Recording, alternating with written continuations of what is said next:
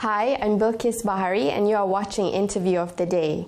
Asian Development Bank is dedicated to help fund development projects in Asia and the Pacific. Established in 1966, it has 67 member countries, including Kazakhstan. Joining me in today's episode is Giovanni Capannelli. He's the Asian Development Bank's Country Director for Kazakhstan. Thank you for joining us in today's episode, Giovanni. Thank you. Kazakhstan has been a long-time member of Asian Development Bank. The ADB has basically helped build Kazakhstan. What are some of the projects that ADB has done throughout these years, and what are the values of these projects? So thank you for your question. In fact, next year will be the 25th anniversary of Kazakhstan joining the Asian Development Bank as member. And in fact, together with the Kyrgyz Republic, Kazakhstan was the first Central Asian country to join the Asian Development Bank.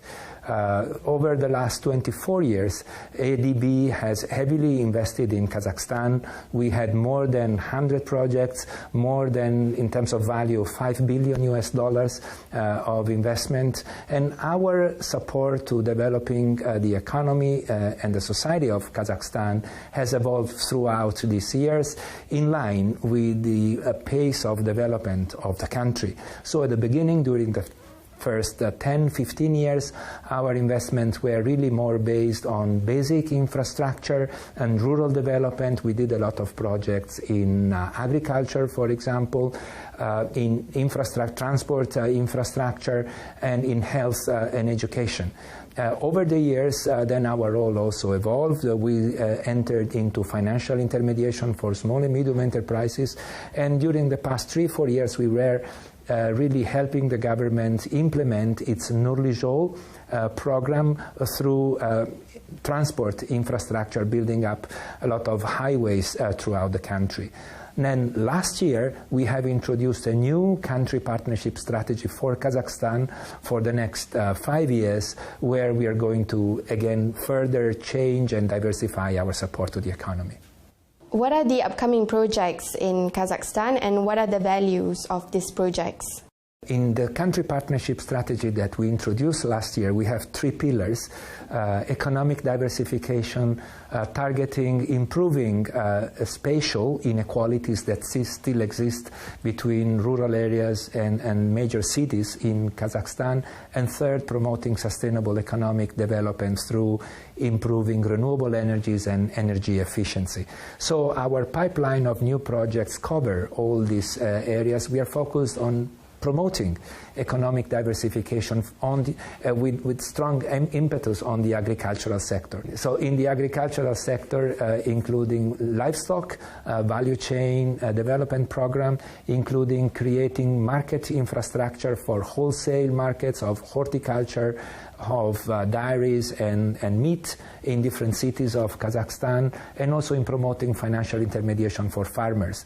Then to address the issue of spatial inequalities, we are targeting to promote rural as well as infrastructure development at the urban level related to water supply, sanitation, rural transport. In terms of value of these projects in our country partnership strategy, we are targeting to invest more than $3 billion, which corresponds more or less to 1 trillion tenge until the end of 2021, distributed across the sectors that I just explained.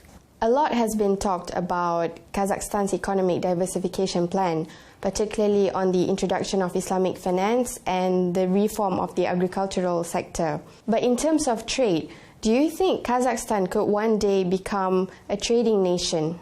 Well, I'm glad that you asked this question. If you don't mind, I want to show you, this is a book on Kazakhstan economic diversification. 2 years we spent to prepare this study, and then you talk about agriculture.